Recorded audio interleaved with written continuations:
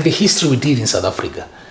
Our history during my time, it was the European history. Mm-hmm. Now the people who are going to school now, they're learning more about the Mandelas, the rest of our heroes and people who worked for us. For us, it was the Bartholomew Dias, the Vasco da Gamas, the Netherlanders, the one who came in South Africa 1652. As if we didn't have our history started then. Yes, our history started there. History started with colonization. Our history started there. Yeah. And now when South Africa got this freedom we talk about, which I don't know if we really have it, of course we have it, but that is something to be investigated. They know South Africa is what I'm talking about. Because should we really in freedom today, I think some of us, the households in South Africa, would be having food on the table, some would be having jobs. But that is an interview I will have with one of South African politicians to discuss about that, because our freedom needs to be questioned. Yeah. But coming back now, I like what you said, the normalization,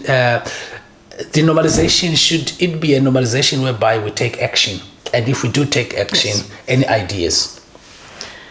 Well, the action you should take if you want to do something about this is to question yourself. Before you can question others. Right, because say I want to,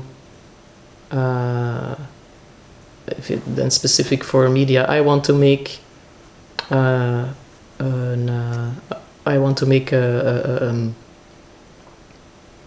new program, and you want as many people possible to see it on television, or. That's what Netflix does, by the way. Yes. You want as many people to see it.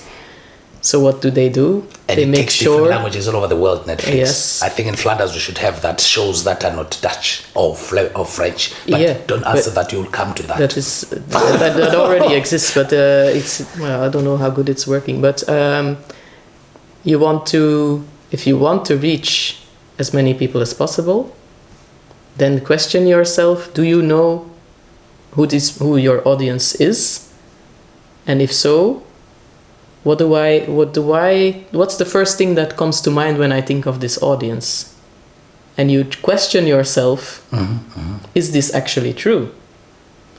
Do I, and this is what a lot of Flemish media or Belgian media does wrong, to say it in this way, is they think they know who is the audience here, but they don't know. And to question yourself first is to be aware of your biases and to act on them. Not to try to erase your biases, because you can't do that. That's what's stuck in your head, and you can challenge them, but you cannot erase them. For everyone that's grown up in this country, it's going to be, kind of the same things that we get from here. So always question, is this, is my view of the world correct in this project that I'm doing or not? Starting with this one that I'm doing now, where do you think we're going with this podcast? Is it the wrong thing, or I should just stop here? It's a waste of time. I think it's good. And also the next one should be a woman as well, because if I'm not wrong, you have Zinzen and Junior. Yes. And now and me, and so the next one has to be a woman. So I already have one. I already had a woman before you. But people of color and somebody white, so it's I have a white woman coming. Okay. And balance. You know her. She's old. Sorry, Lillian. Her name is Lillian, and she did Belgium's Got Talent as a rapper, the oldest rapper in Belgium.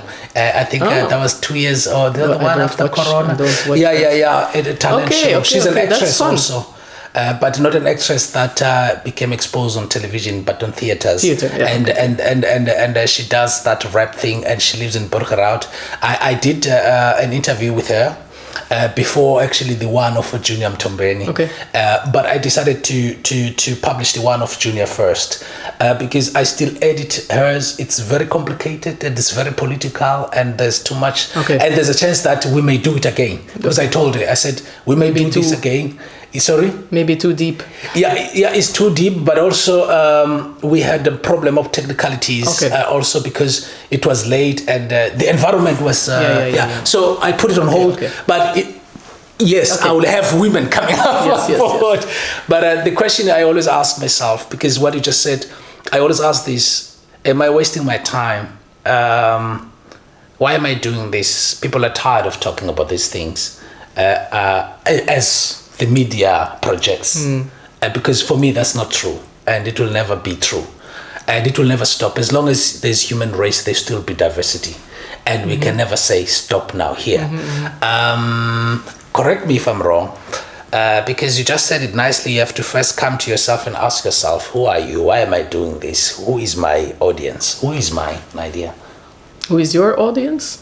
I don't know. It depends.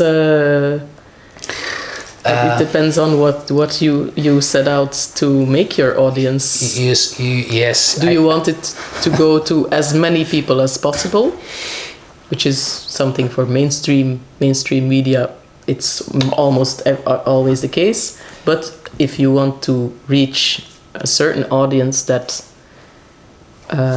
do you want it to go to? Do you want your people that are questioning, that have questions about this kind of topic, to see it, or do you want people that already are into the topic to see it? Everybody.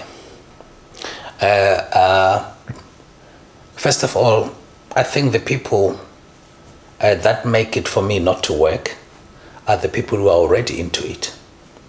Why I'm saying this?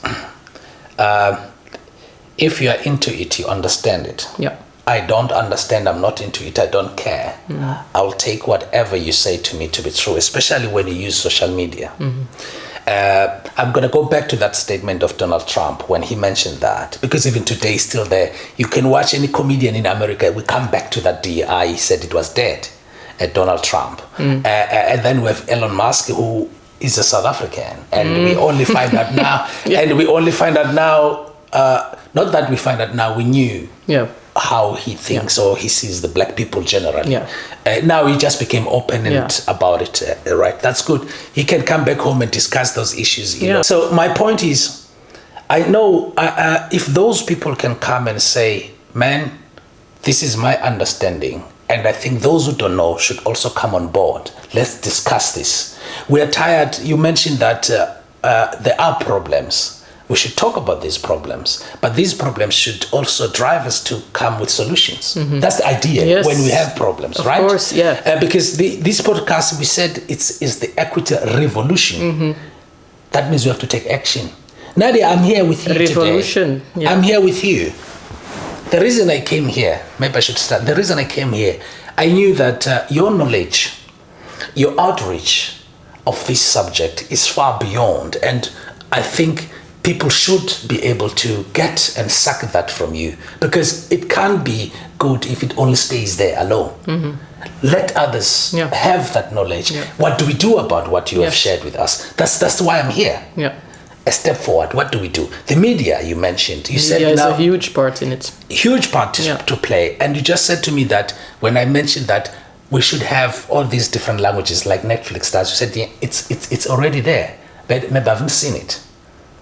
I don't know. I've seen nowadays some things mix up. I told you a couple of years, 2 years ago, I said I wanted to have a talk show talking about this stuff. It never happened. I'm not going to go on details there.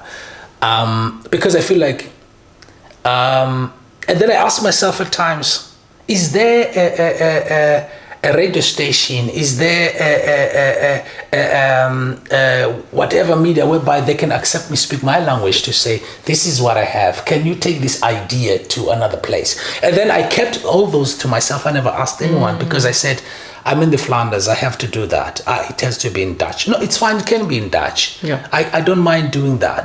But Dutch. Then we are becoming people who are in Wallonie who don't speak Dutch.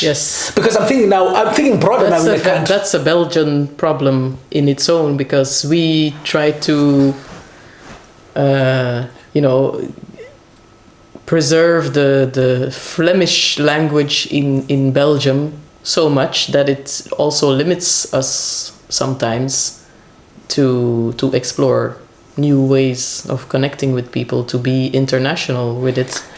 It sometimes it does limit that, and I, personally, I don't think that's necessary, but I do think it's changing a little bit as far as the perfect AN, they call it, Algemeen Nederlands, is not as it's not as strict anymore than it used to be.